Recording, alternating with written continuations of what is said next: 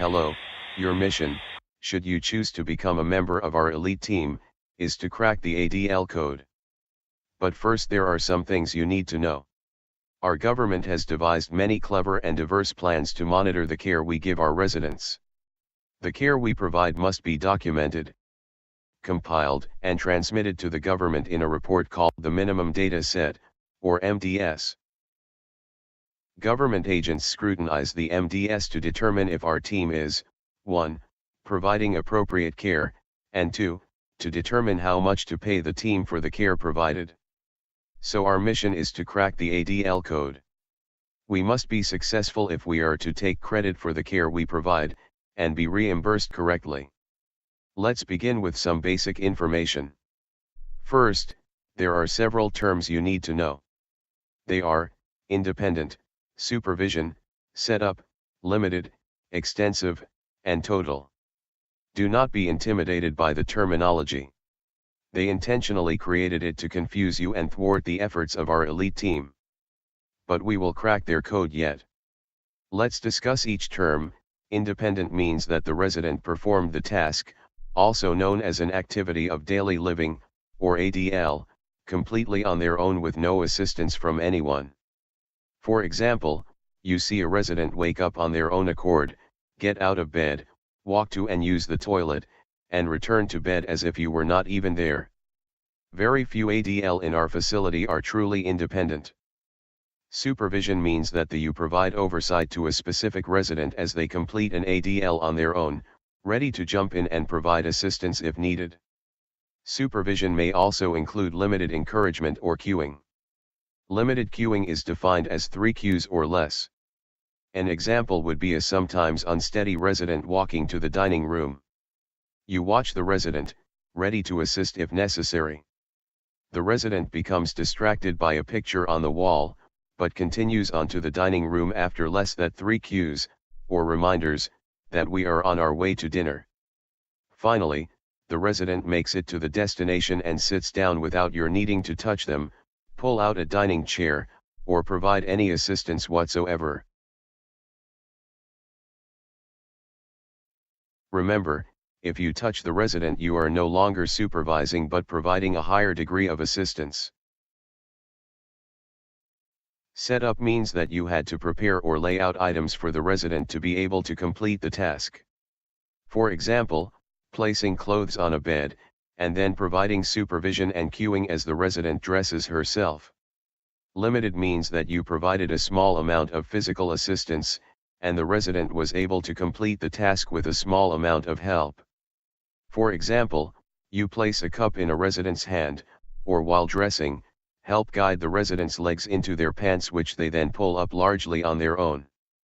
Remember, while you may be touching the resident during a limited assist, you are not bearing any of their weight. If you are bearing any weight, then you are providing extensive, not limited assistance. Extensive means that you provided almost all of the assistance required for the resident to complete the task. For example, during dinner, the resident was only able to feed himself if you placed food on his fork, placed the fork in his hand, and then directed his hand to his mouth. If you bear any weight of any body part of the resident, then it should be considered extensive assistance.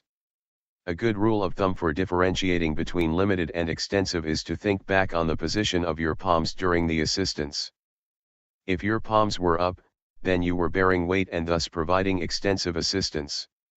If your palms were down, then you were likely directing movement only, not bearing weight, and thus providing limited assistance. Total assist means that the resident was not able to complete any portion of the task on their own. Now, that you have broken through the government's terminology trickery, you are ready to crack the second part of the ADL code.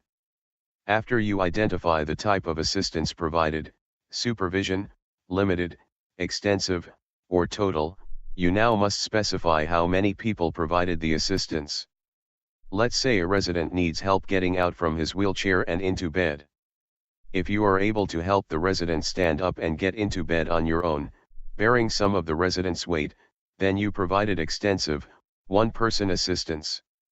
If it required you and another team member to help complete the task, then extensive 2+ person assistance was provided. Muahahaha, you have defeated the government's code. Now it is time to document the data so that it can be transmitted with the MDS. ADL assistance is documented in the point of care system, or POC. While in POC, select the ADL task you are documenting on.